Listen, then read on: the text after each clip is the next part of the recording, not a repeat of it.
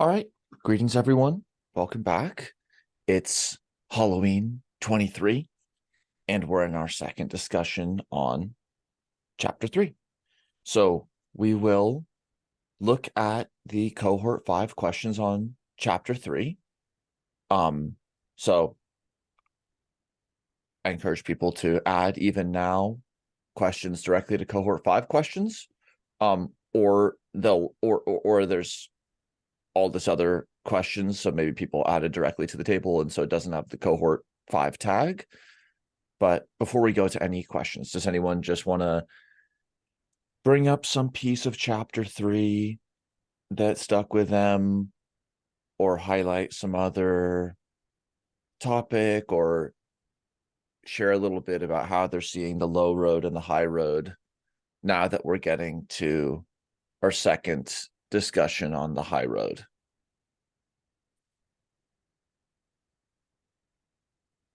Yeah, Susan, then anyone else who raises their hand. So does the low road and the high road, are they differentiated by active inference versus active learning?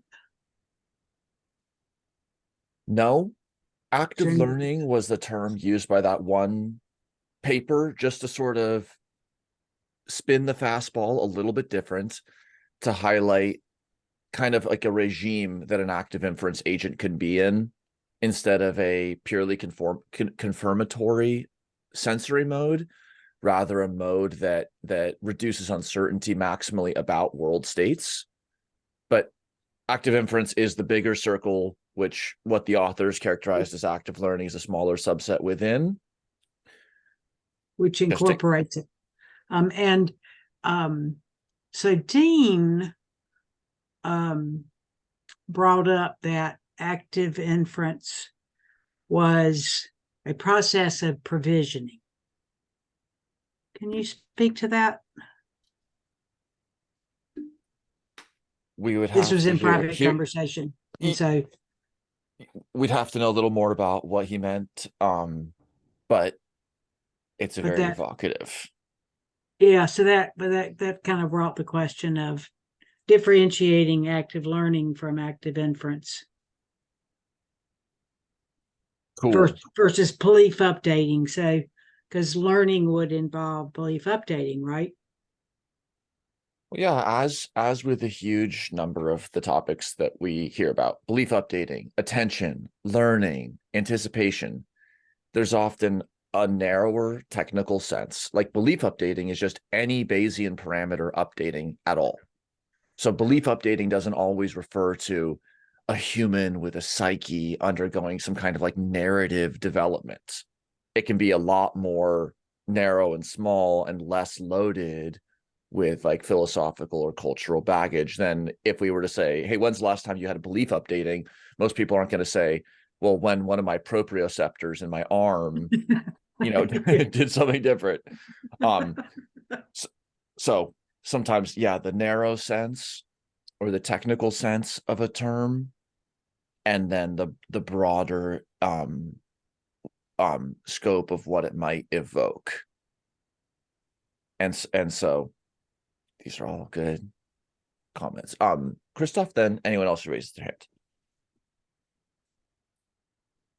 I just want to say that the high road and sort of the kind of the road to active inference through this ideas of self-organization and self-evidencing, that really reminded me of some work that I'm not familiar with deeply mathematically, but conceptually seems very similar. That's Jeremy England's work on the thermodynamic origin of life.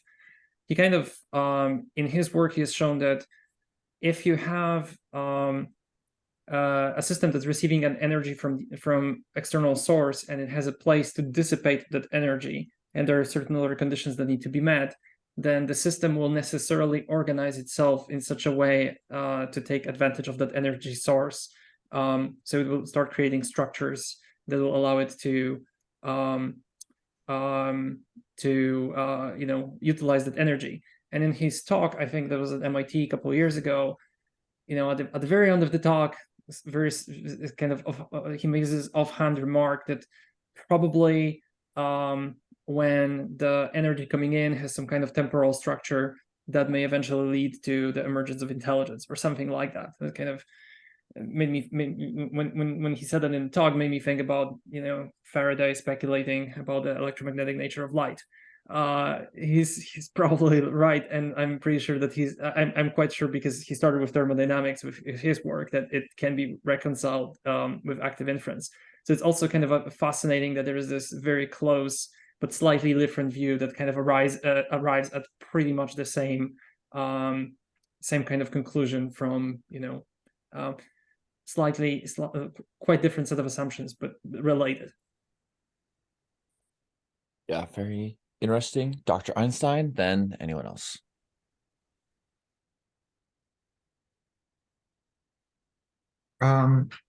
This isn't low road, high road specific, so if you want to shelf it for a second, but I was curious about something on page 52 that goes back to the conversation we were having here 2 weeks ago in the morning group, or wherever you guys are at.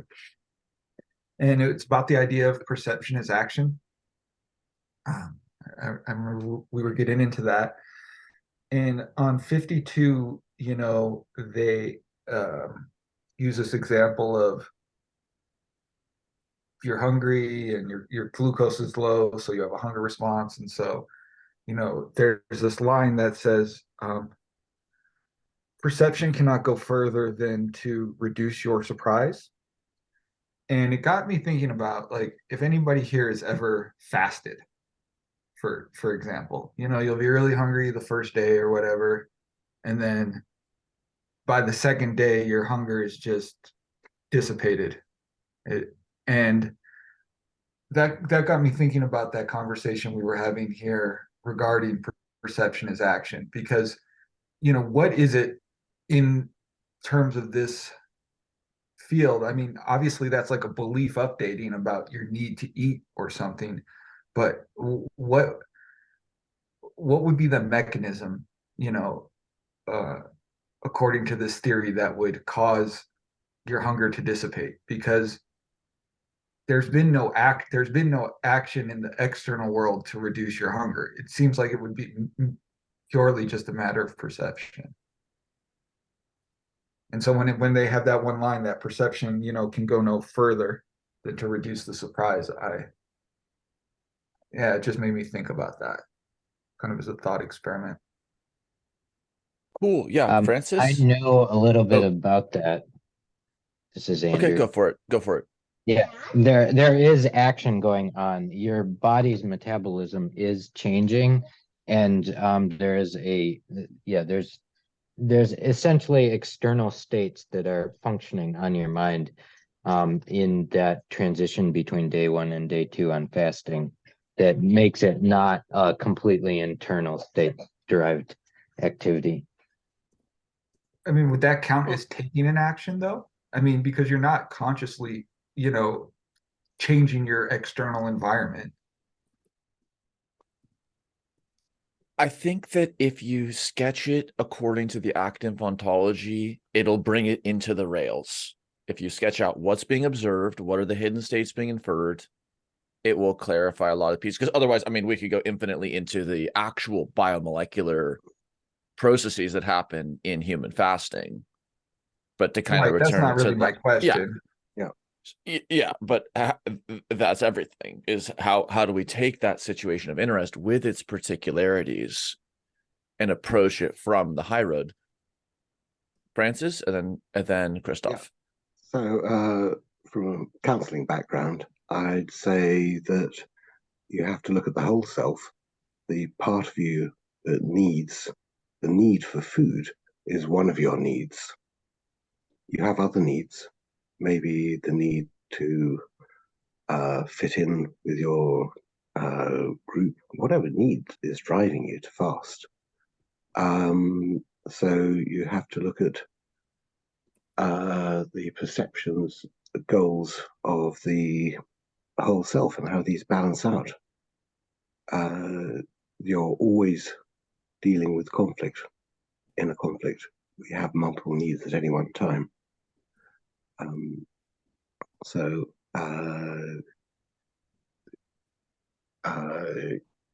yeah, and how that would work at the active inference level, I'm not entirely sure. Maybe it would reinforce the strengthen the expectations in such a way that you ignore the evidence against. I don't have a sufficiently good, strong understanding to propose the mechanism. Yeah. That's what I wanted to say. It's the whole self. Cool. Mark Miller has explored this kind of like multi-drive balancing and about well-being as optimizing well across multiple domains, because you can't just like optimize your blood glucose and not your blood oxygen, you die. And then also internal or covert action as attention to simply disattend or to attenuate from the grumbling of the stomach helps make it an unsurprising path of policy selection not to order something at the restaurant or put the fork in the mouth or whatever it may be.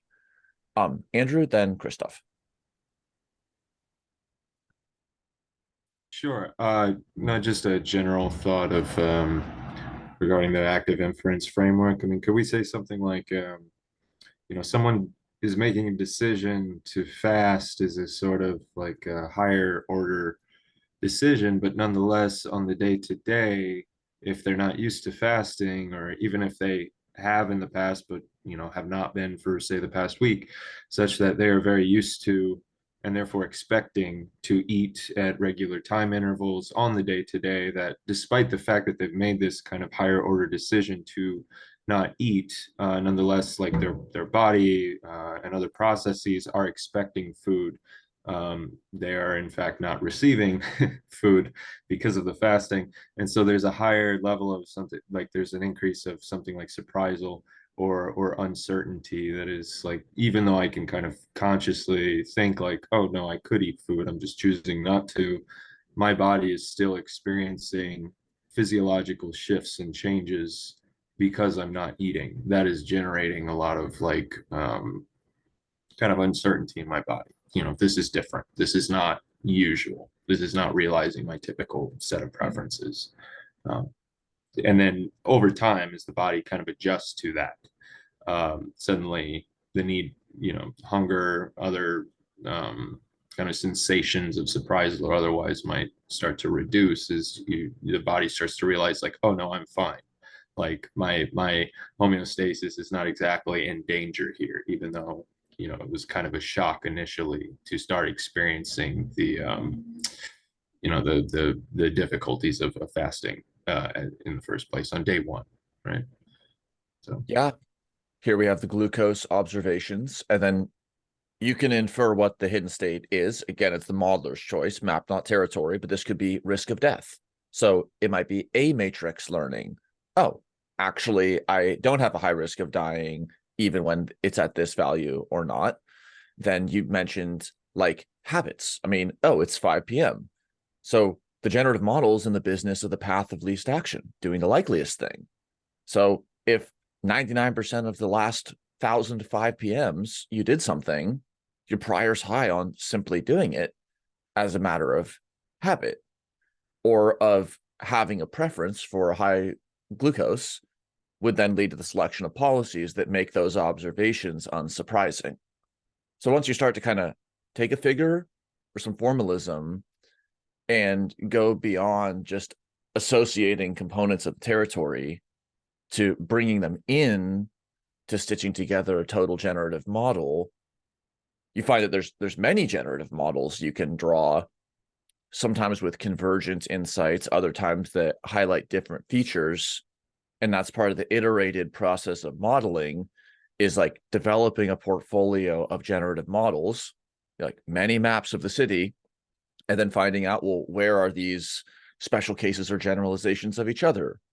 What's the kind of measurement or experiment that as a modeler is going to help me differentiate amongst these two different structural hypotheses? Christoph, then anyone else.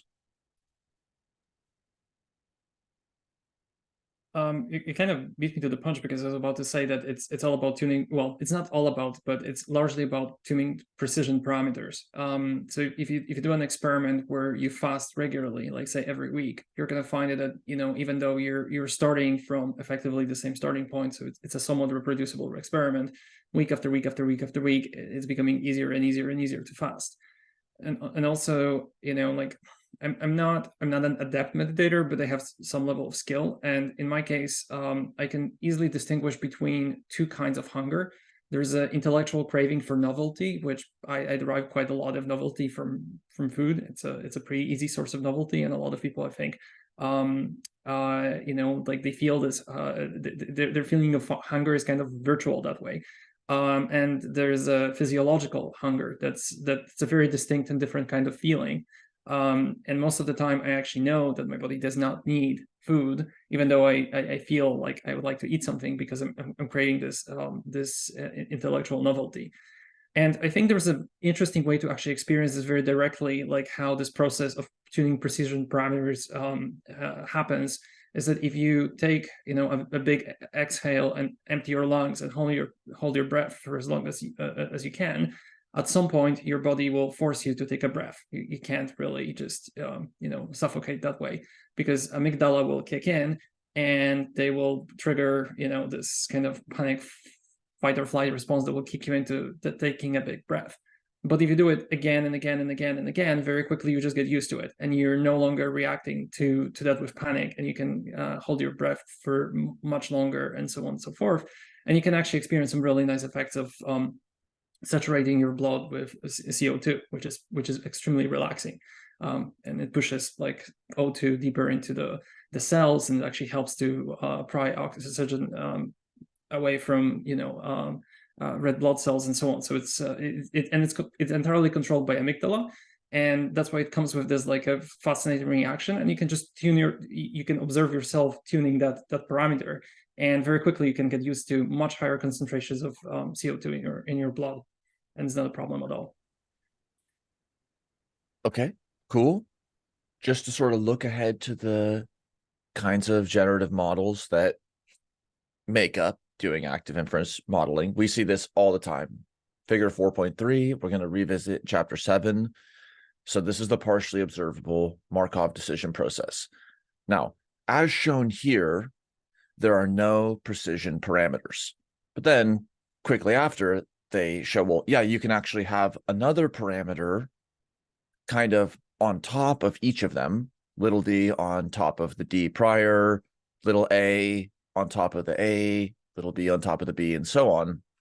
And this speaks to the extensibility or the modularity of building generative models using Bayes graphs. Is in the kind of plain first level model, you just have a fixed A matrix. And then you can say, well, what about having a variance on the A matrix, like a kind of precision on A? Well, if that helps you get at the phenomena that you're interested in, that might be something to try. You could also continue to even develop further, say, well, what if we had policies on which attention we wanted to have on A? No one's stopping you. It's just map building. And especially if it's being done as a kind of thought experiment outside of reconnecting with the empirical measurements, then yeah, there's basically no end to speculating about where you could. It's just like building Lego constructions, because you could have another variable connected to here and here and here and here. And so that's hence it can be kind of a open-ended and aesthetic journey to make these kinds of glyphs.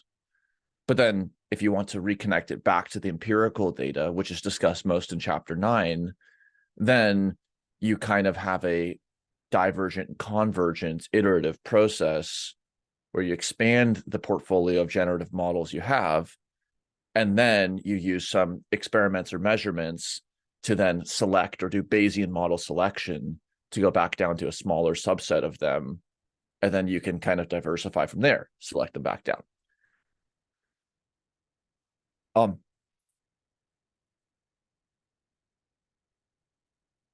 Any other thoughts, or we can look at some of the most upvoted questions, or any other questions that people want to look to?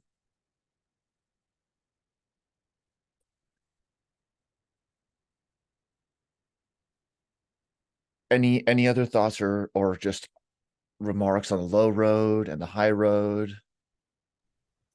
I did just kind of want to throw it out there, like near the end of the high road, like box 3.3, they're describing entropy minimization and open-ended behavior. And I guess I just want to mention generally the topic of like, how does an agent within a fluctuating environment, on the one hand, find means of like adapting to that environment? Like that is, how does it act in order to maintain something like homeostasis or allostasis, but at the same time not become too rigid, like not repeatedly make the same exact decisions purely to maintain its homeostasis, and instead allow for something like improvisation, or they phrase it as an open-ended repertoire of novel behaviors, creativity or something like that kind of rise. So just that question of like behavior being like too rigid in an environment versus like actually being able to change, being able to come up with new things, unexpected things, even things that haven't been tested. So you would expect that, like, why would you do that? That would probably bring higher surprise, even more uncertainty. So just those kinds of questions, balancing those things. Yeah, there's a ton to say there. Well, one aspect is in expected free energy. So in the criterion used for prospective selection of action, there's an information gain or epistemic value term. So surprising information, informative information is actively sought after because policies that lead to information gain are directly chosen. So that's one kind of prospective looking answer that holds up both seeking observations that accord with preferences, that's loaded onto pragmatic value, and seeking out informative information, that's the information game, and that's referenced here at the end of the box.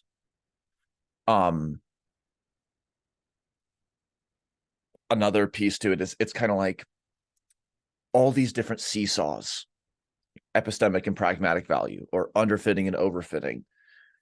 Active inference isn't saying there is a specific answer to that, but it gives us the canvas that we could then do the balancing within. Like, you can make an agent that only undertakes epistemic action, or conversely only undertakes pragmatic action. So it's not that just framing it within active inference gives you an adaptive agent. It's just that this is an expressive enough framework for generative modeling that you can find those special regions or manifolds within state space that might have those kind of like flexible or adaptive properties. So it's not that something works and does balance informational and pragmatic value just because it's using expected free energy. It has to be kind of tuned to sit at that special place. Dr. Einstein, then anyone else?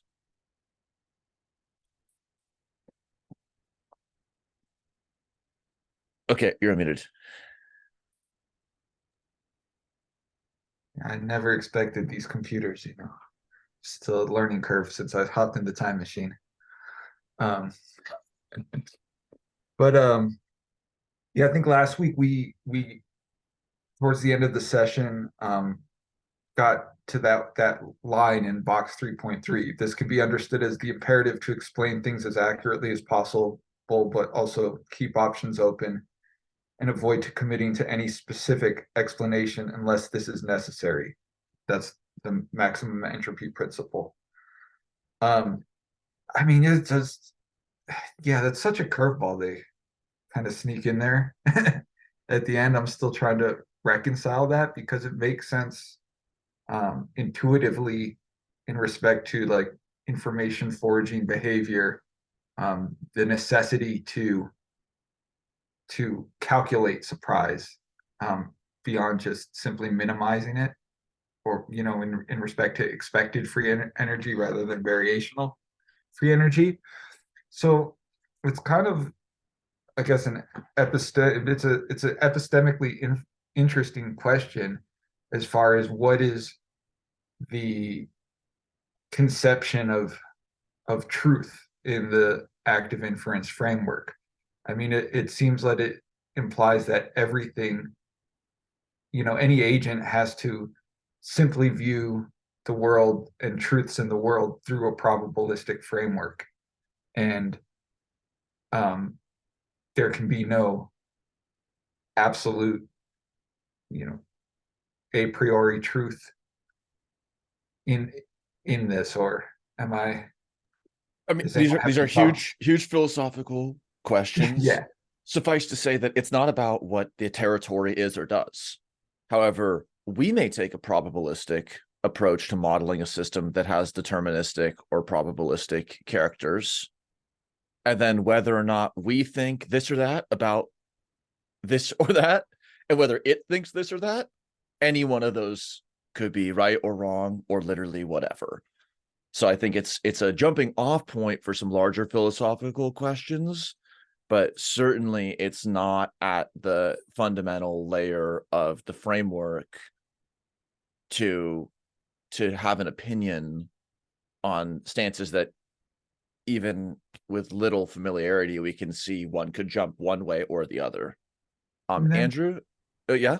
sorry, just to follow up on that. And then my question would be is, how do you, and maybe I just need to research more, but how to reconcile, that foraging imperative or maximum entropy imperative with the Hamiltonian, gradient of least action, right? Is there is there a statistical means of reconciling those concepts? Yeah, great question. The path of behaviors that the agent undergoes is being conceptualized as a path of least action, most likely thing that the generative model could do. So depending on the generative model's setup, the most likely thing for it to do might be engage in exploratory behavior. Andrew, then Colin. Yeah, we had the what is the low road versus the high road question earlier, and I thought I'd give my stab at it. Nice. The low road is the fundamental question is what's the nature of inference, and the high road, the fundamental question is what is the nature of identity. That's my stab. I have some for follow-on questions. I voted up a couple that I thought are interesting and were questions I had. Hopefully they raise to the top, but that's all. Cool. That's awesome. Because inference could be about anything. It doesn't have to be about identity. So we could do Bayes' theorem, Bayesian statistics. It doesn't have to be about a cybernetic, autopoietic entity. And then identity, especially if we're going to be talking about persistence of identity and self-organization in a dissipative niche and all of this, it doesn't tell us how. So I think this is an awesome dyad. Colin, then Pablo.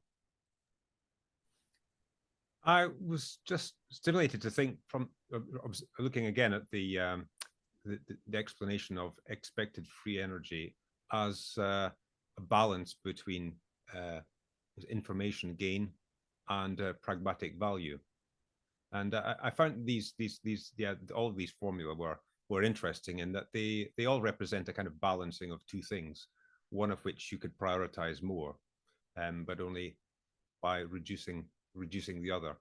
And anyway, it seemed to me that that we're prescribing the right way in which these two things are to be balanced against each other when active inference is done. And we were kind of saying, therefore, that this is the way it must happen. But I was wondering, why is it not possible to take a step back and say, well, my model about how I decide what to do is I could give greater priority to information gain and less to pragmatic value. And is it not a reasonable thing that people could make choices to do it differently? In what way is forbidden or made difficult by active inference theory? Does that make sense? Yeah, these are great questions.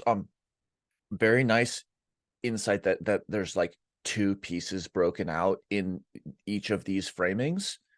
Don't get hit with the equal time fallacy. When you actually calculate this for real policies, this one might, if depending on how the numbers are, this might equal 0.1 and this might equal 1 million.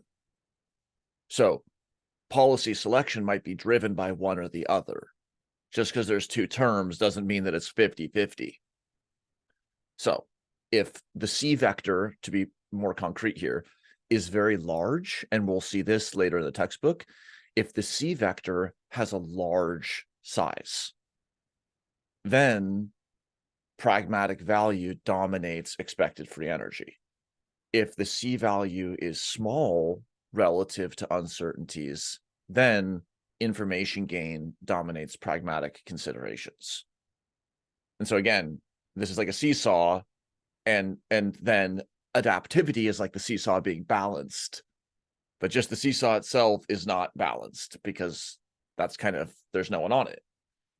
But when you actually build the generative model and parameterize it, then you'll start to play around and see, oh, maybe something needs to change because it's only doing information foraging. It's never going for the pragmatic outcome. I was thinking more in a situation where they were closely balanced, and that there was a fine tuning of moving more weighting one more than the other. It seemed like it's been prescribed here how you should weight them in that situation. And should I spend time getting results, or should I abandon getting results and go and get more information? Sometimes we actually face that choice. Do I do more research, or do I start writing now? And both seem attractive, so both have the similar weight, as it were, in the decision-making context. Yeah, this is a articulation, but not a weighting.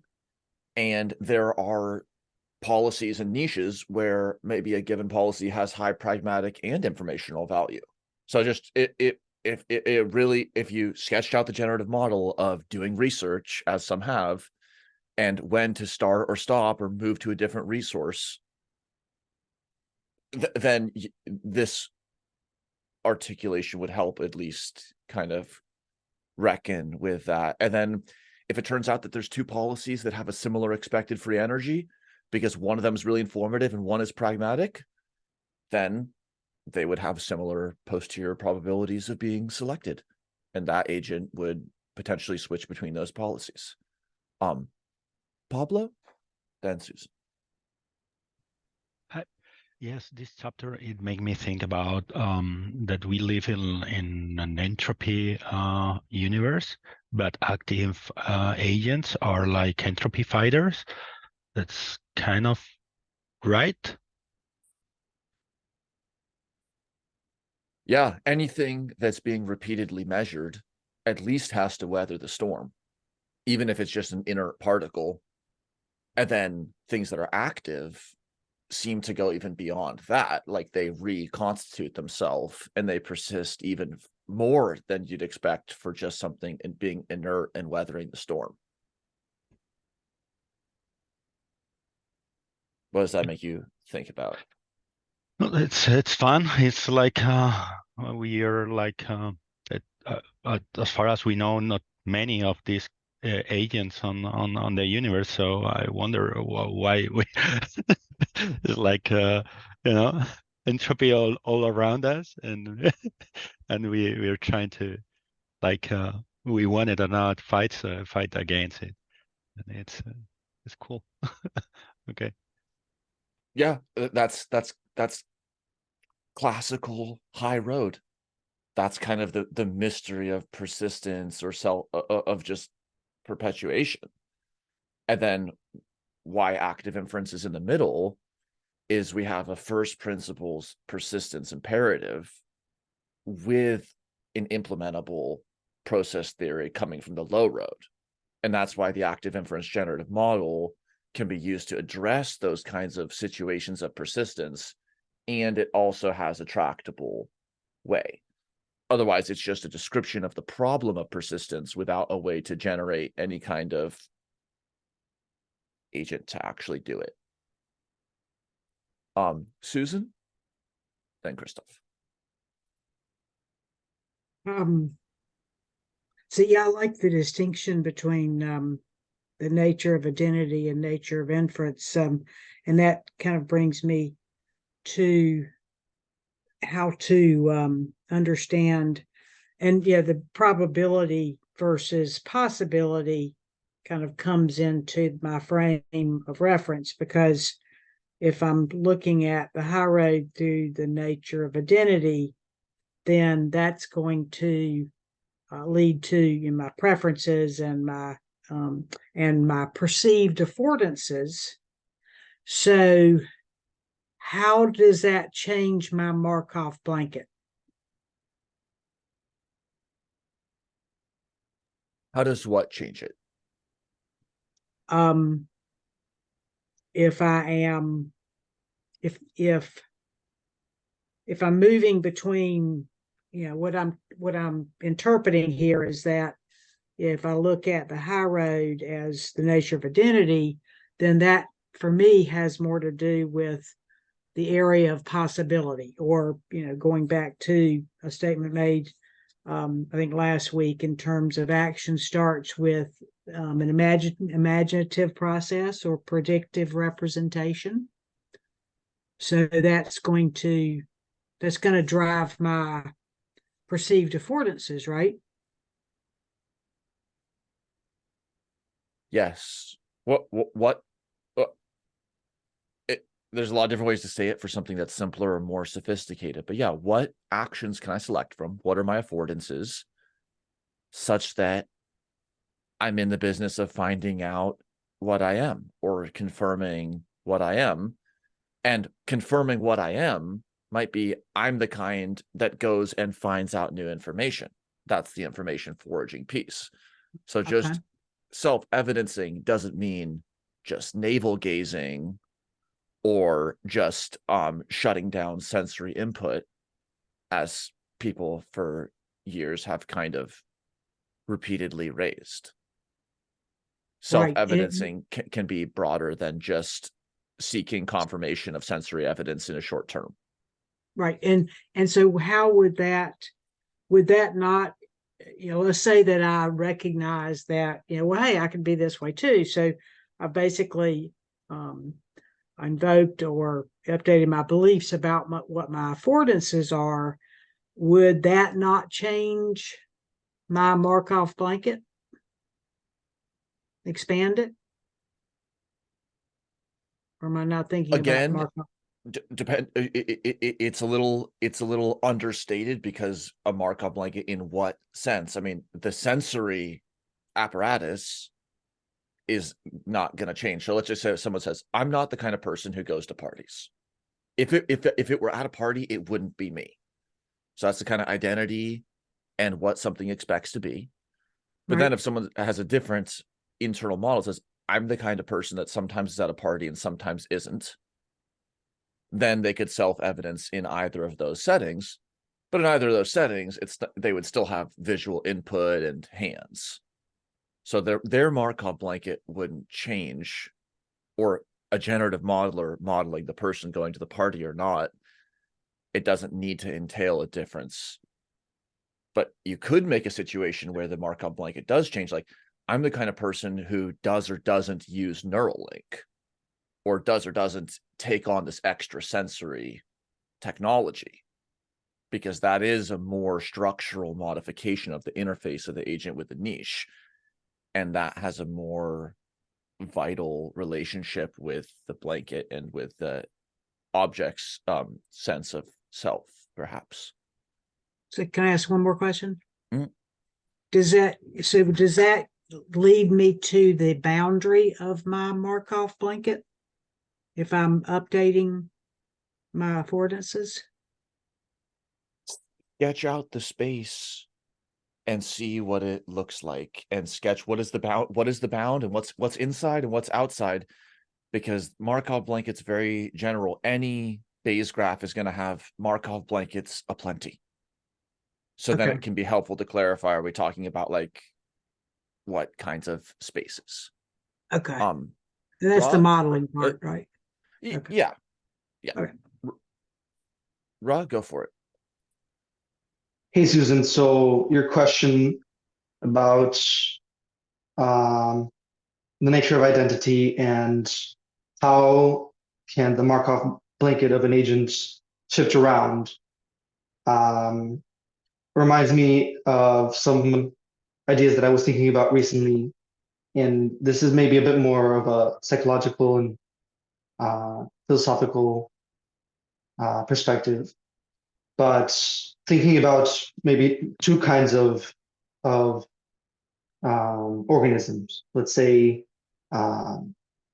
biological cells, and then also people, humans that are in a relationship. So the question is about what do we consider at any given moment to be me?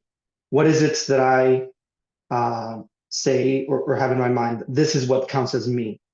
And I think you can notice if you get into a very serious relationship, romantic relationship, or even having a child, I imagine, and I think I experienced this as well, that's that boundary between what I think of as myself begins to extend and begins to wrap around the other person. And to the extent that we have begin to have the same shared goals and beliefs, that that extension of the boundary becomes more well defined and more robust.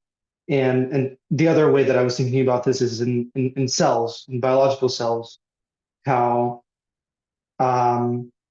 it seems to be that, for example, in cancer cells are cells that have separated from the higher level organism, have become alienated in a sense, and no longer share the same goal or know what's the same, have the same instructions or as the rest of the cells in the organism have. So they see the rest of their environments as external environments, whereas usually your cells, even though each of them are individuals, they kind of have this synergy because they're all kind of integrated and have the same sort of objective. But when a cancer cell kind of gets alienated and it starts to have the same intentions and goals as a cell that's what is not part of an organism, just kind of an individual cell out in the wild would have, which is to find as much nutrition and as possible, and then start to spread. And then that's when you have excessive growth of the cell. So the connection I make there is how biological cells also need to be able to figure out this process of redefining what do they think of, how do they think of as themselves, and they manage to do that And that's how you end up having a multicellular organism that is composed of many individual cells that would otherwise have their own notion of what they have to do in order to persist as individuals. Thank you. Yes, self-organization is described in the kind of kernel here, but then there can be composite self-organization with multiple layers. So thank you. Christoph and Andrew, quickly, and then we'll try to look at a few questions before we end. I just want to make two very quick points. One, Susan, when you were talking about this notion of identity, just somehow the serenity prayer popped into my head. God grant me the serenity to accept the things I cannot change, the courage to change the things I can, and the wisdom to know the difference. So what exactly constitutes your identity? It's a very good question. And if you start looking for it, the answer is really not obvious. And we in my view, we draw these Markov blankets around parts of the graph, and we say like there is some statistical independence of certain variables from certain variables, and that's a useful distinction, but it's not actually it's a kind of in some sense a virtual distinction. Basically, Markov blanket is a perspective.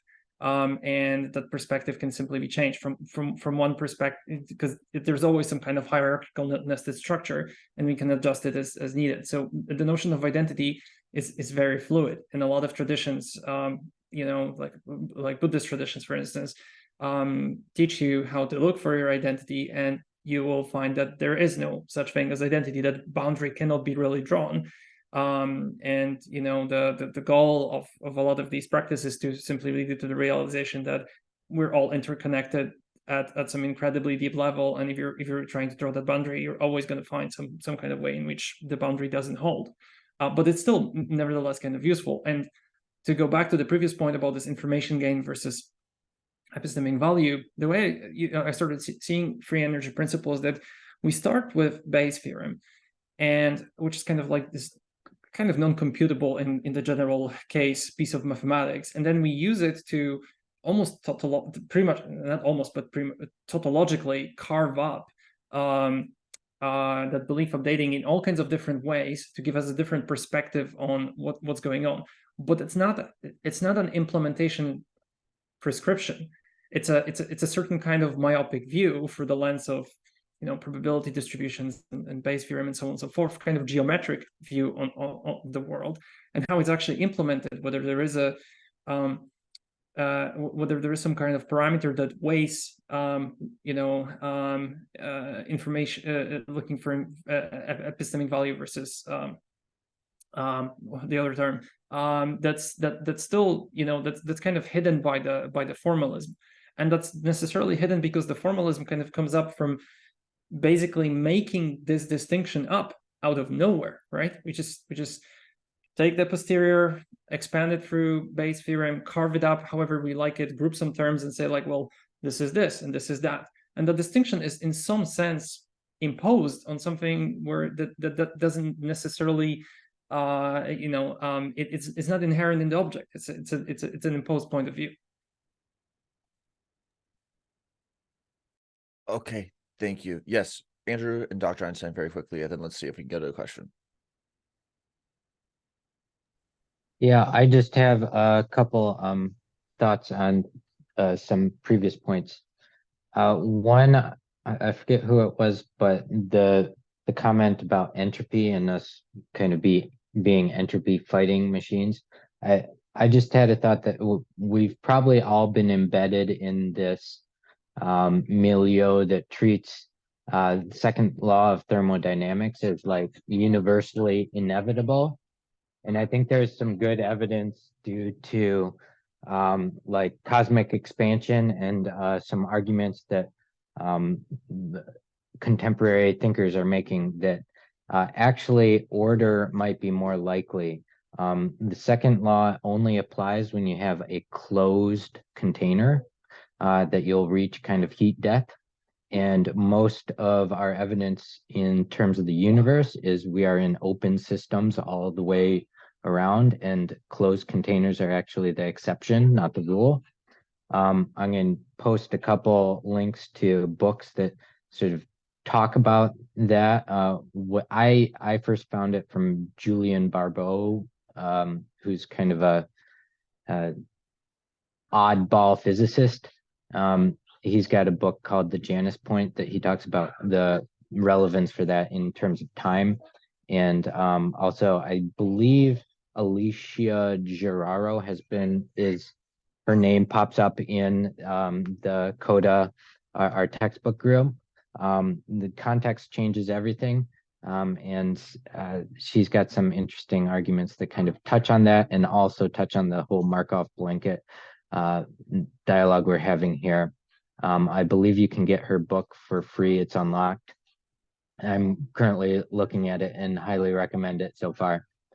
And finally, the whole related to this entropy question, there's some debate going around on a new theory called assembly theory that some people think is just utter balderdash, but it's got a new interesting take on the nature of order and worth taking a look at. So yeah, and one final thing, Markov blankets. I believe in your Markov blanket changes if you've ever used a hammer before, and you just hammer in a nail. The change between where the blanket ends and begins, and your body. There's evidence that your mind incorporates a tool from a car to a hammer to anything in between, and spectacles will change your Markov blanket as well. Thank you. Yes, indeed. That's why there's so much discussion of the extended embedded cognitive processes, because we can both hold up what the thing is and understand how tools and so on change it cognitively. Dr. Einstein, quickly, and then we'll look at one question. Yeah, just real quickly. I posted a link in the chat to a conversation Inez Hippolito had on converging dialogues, and just on that notion of embodiment, she does a really thorough overview of some of the philosophical underpinnings of the high road as it relates to embodiment in the work of Merleau-Ponty and Heidegger, Andy Clark. So I really, really recommend it. Even for non-philosophers, it's very accessible.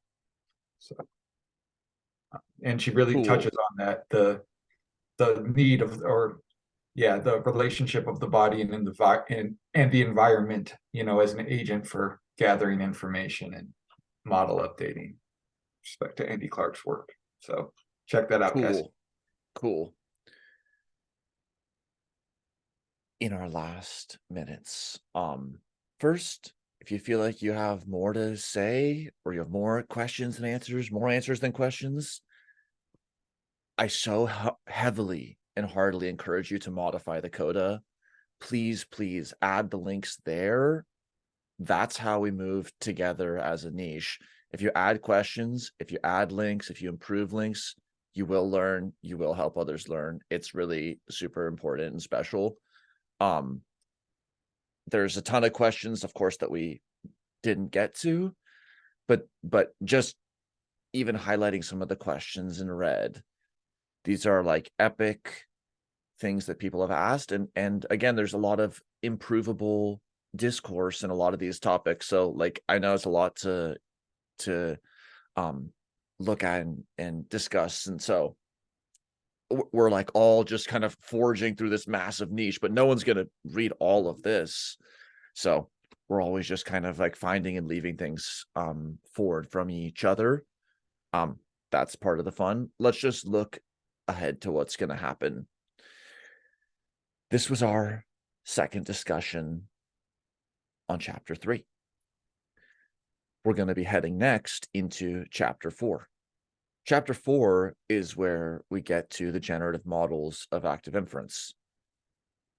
Chapter 1, just background. 2 and 3 were like the roads into town. Chapter 4 is the town. This is active inference.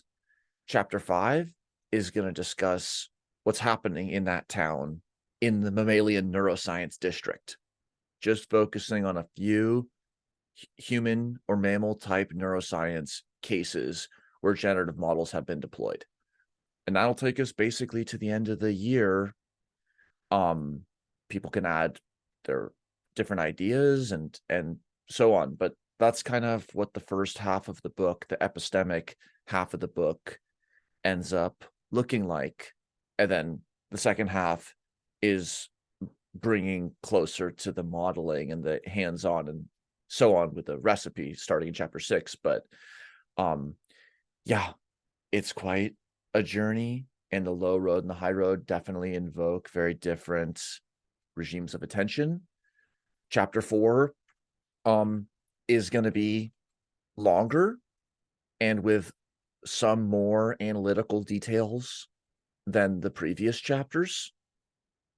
So I encourage people to read it lightly, which may be slowly, but there are some formalisms and so on that are not vital for understanding. In fact, they even suggest like you can like skip over this chapter, which is very funny that they say that. But we will return next week. I'll be really looking forward to the notes and the questions that people have. So thank you, everybody. See you next time. Bye. Thanks a lot, Thank you. guys. Bye-bye. Happy Halloween. Thanks, everyone.